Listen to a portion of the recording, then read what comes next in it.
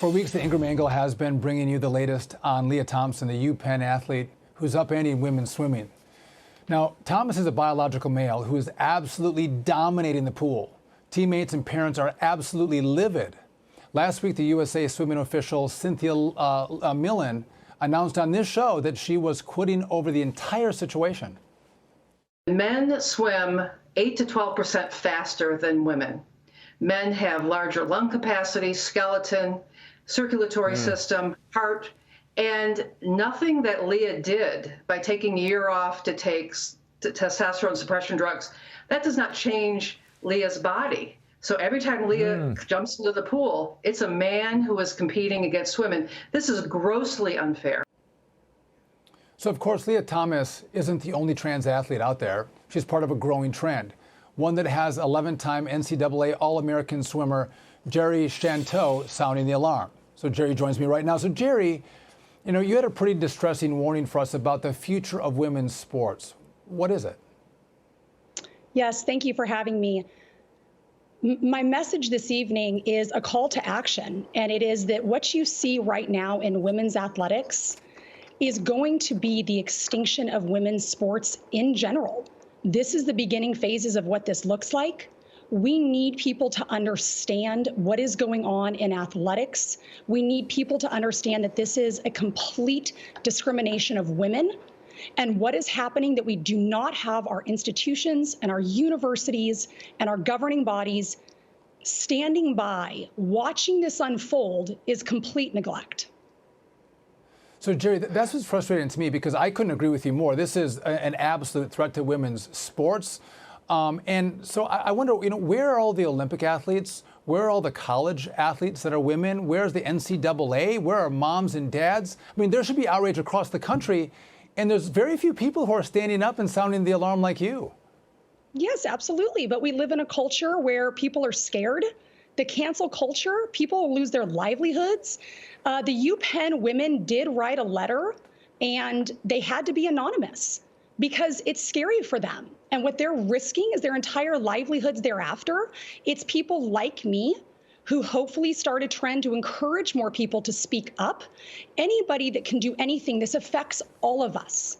We have mothers and daughters and sisters and aunts. This is a women's issue. If you care about women, you should care about this cause.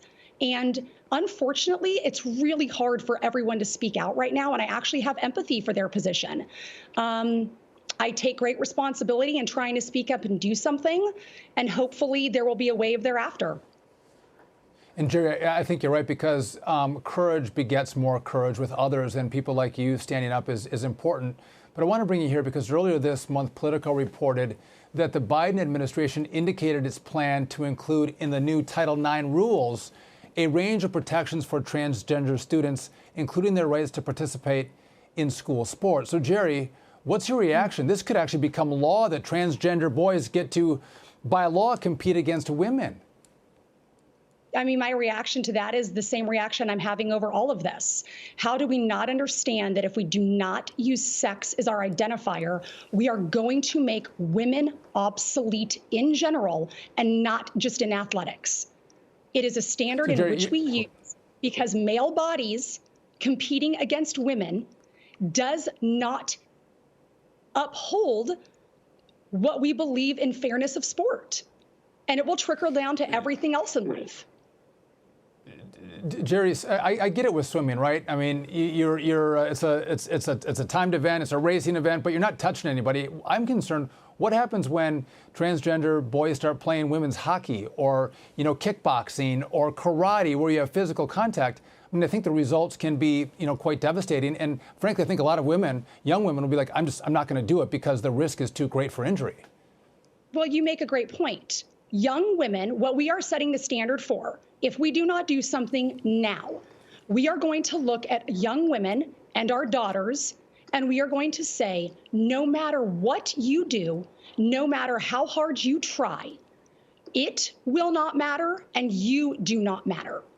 That is the message that societally we are preparing ourselves to send to the next generation across the board if we do not do something now.